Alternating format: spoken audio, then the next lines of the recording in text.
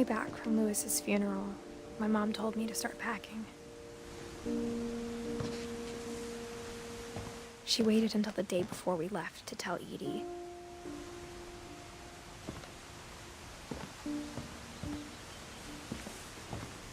I'm not sure if she wanted to make it easier or harder.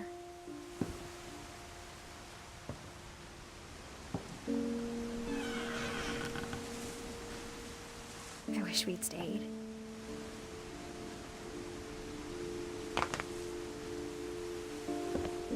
But I understand why we left.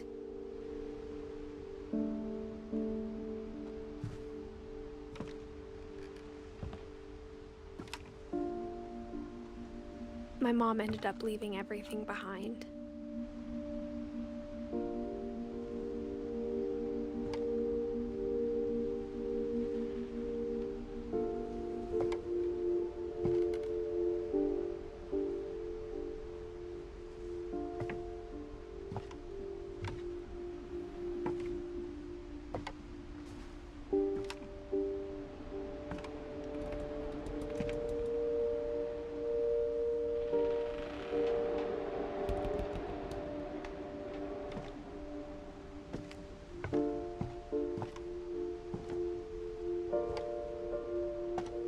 What happened that night had been coming for a long time. Maybe it should have come sooner.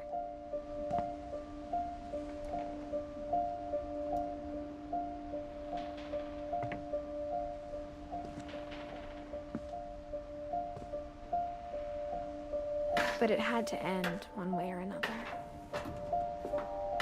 All that's left now is to tell you about that last night.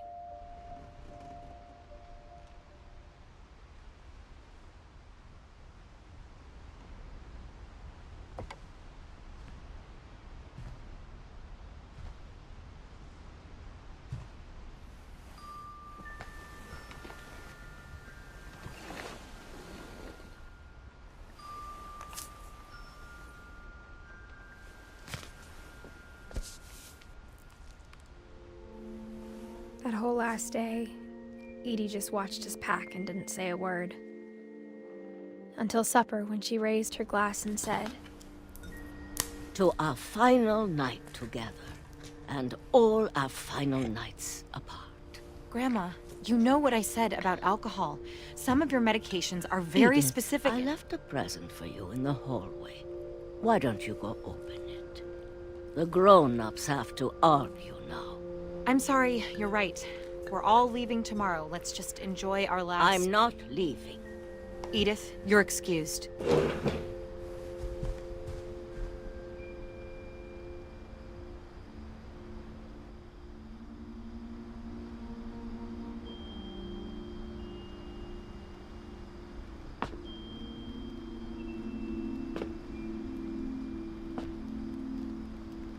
The power had been shut off that morning, but Edie always had plenty of candles.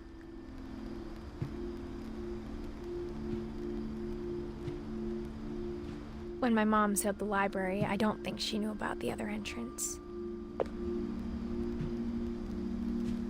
Or that Edie had a key to it.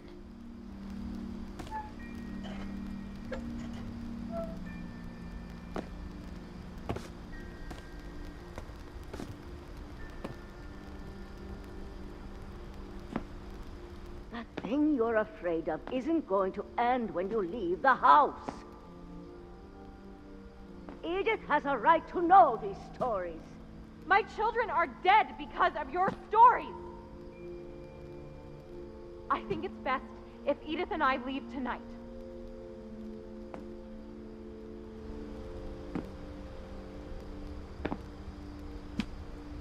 We'll have the nursing home send a van for you in the morning, okay?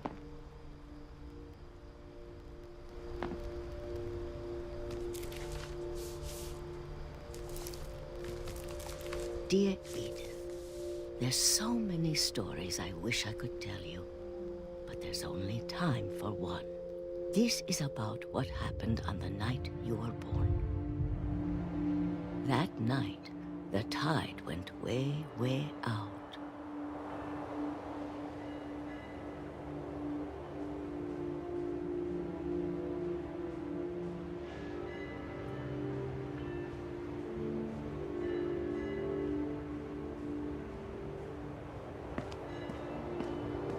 It was the first and last time I ever saw the old house aground. There'd been an earthquake out in the middle of the ocean. They called it the lowest tide in 1,000 years. God, it smelled awful. You know, I've seen that house every day of my life.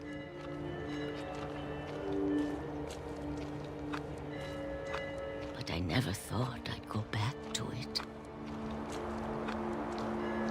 When the fog rolled in, I lost my way.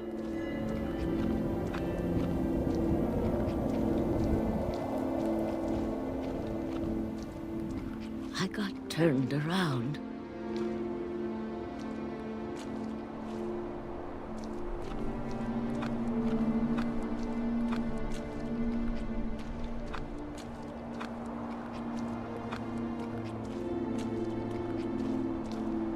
For a while, I wondered.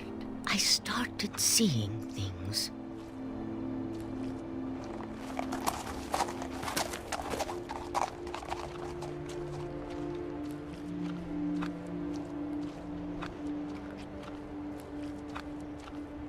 Things I'd forgotten had ever existed.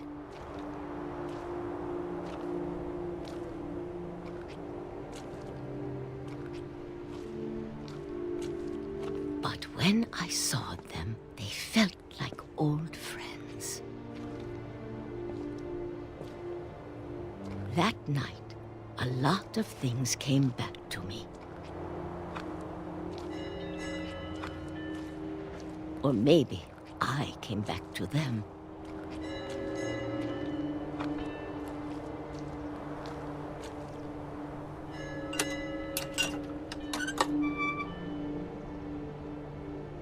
Things I can't explain, but that I need you to try and... Edith, what are you doing in here?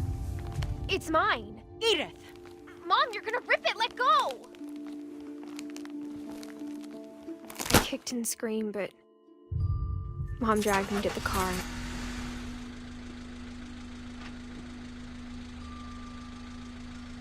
I never saw Great-Grandma Edie again. The next morning, the van came to pick her up, but she was already gone. After that, we moved around a lot.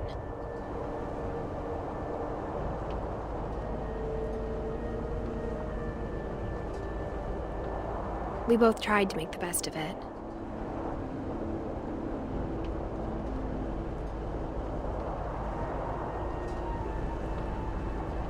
A few years went by.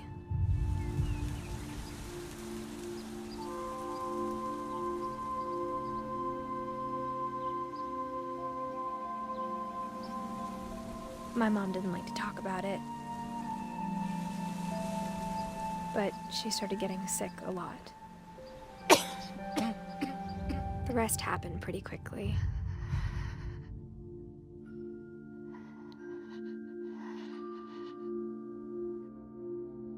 She got better for a while, and then she didn't. And then I was alone. The last Finch left alive.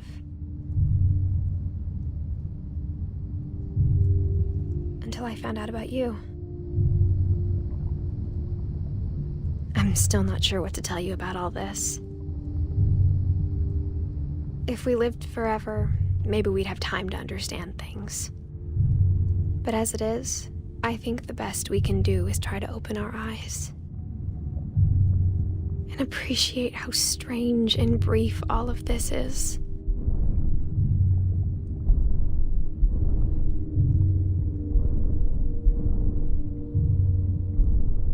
This journal was supposed to be for you.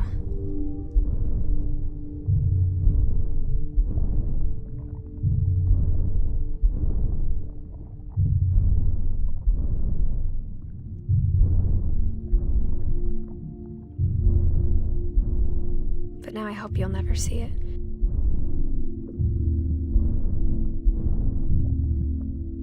I just want to meet you. And tell you all these stories myself.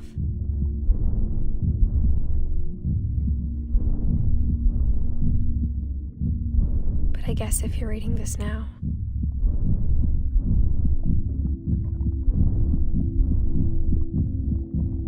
things didn't work out that way.